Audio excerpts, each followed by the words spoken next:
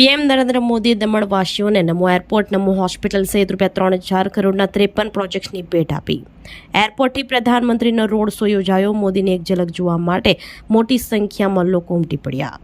દમણ ઝડપથી mini India બની રહ્યું છે. મારી દેશવાસીઓને ગેરંટી છે કે વૈશ્વિક સંકટ વચ્ચે પણ દેશ આગળ વધતો રહેશે હોવાનું જણાવતા પીએમ મોદીજી વિશ્વ પર્યાવરણ દિવસના અવસરે પીએમ મોદી સંઘ પ્રદેશ દમણની મુલાકાતે આવ્યા હતા. વડાપ્રધાન નરેન્દ્ર મોદીએ દમણવાસીઓને નમો એરપોર્ટ તેમજ નમો હોસ્પિટલ સહિત ₹3,000 કરોડના 53 પ્રોજેક્ટ્સની ભેટ આપી હતી, જેમાં કુલ 38 પ્રોજેક્ટનું લોકાર્પણ કર્યું હતું તેમજ 15 નવી પરિયોજનાઓનો શિલાન્યાસ કર્યો હતો.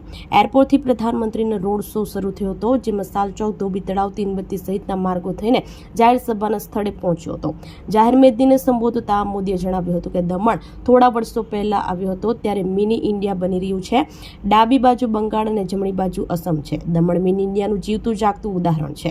વિકાસની રાહ પર દાદરાનગર હવેલી, દમણ દીવ એકદમ આગળ વધી રહ્યું છે. આજની પેઢી તેમની આંખો સામે જોઈ રહ્યા છે કે તેમના વડવાઓ જે સપના જોઈ રહ્યા હતા તે આજે પૂરા થઈ રહ્યા છે. વિકાસના કામ લોકોના જીવનને સરળ અને અવસર પ્રદાન કરી રહ્યા છે. વડાપ્રધાન નરેન્દ્ર મોદીએ જણાવ્યું હતું કે વર્ષ 2025-26માં ભારતે 7.7%ની ગ્રોથ રેટ હાંસલ કરી છે. ભારતની અર્થવ્યવસ્થા ખૂબ મજબૂત બની છે. વૈશ્વિક સંકટ વચ્ચે પણ દેશ આગળ વધતો રહેશે. વડાપ્રધાન નરેન્દ્ર મોદીએ આધુનિક સુવિધાથી સજ્જ નમો એરપોર્ટ અને હોસ્પિટલનું લોકાર્પણ કર્યું હતું તેમજ દમણમાં વૃક્ષારોપણ કર્યું હતું.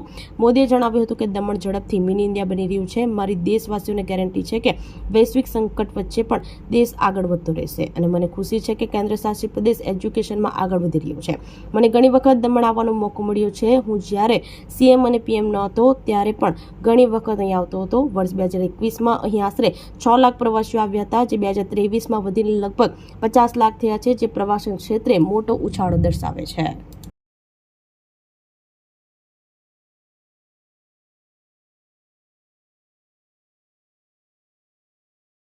આપણી સંકલ્પ ન્યૂઝ ચેનલને સબસ્ક્રાઇબ અને લાઇક કરો.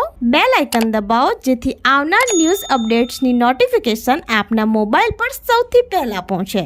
Like, subscribe and share the video.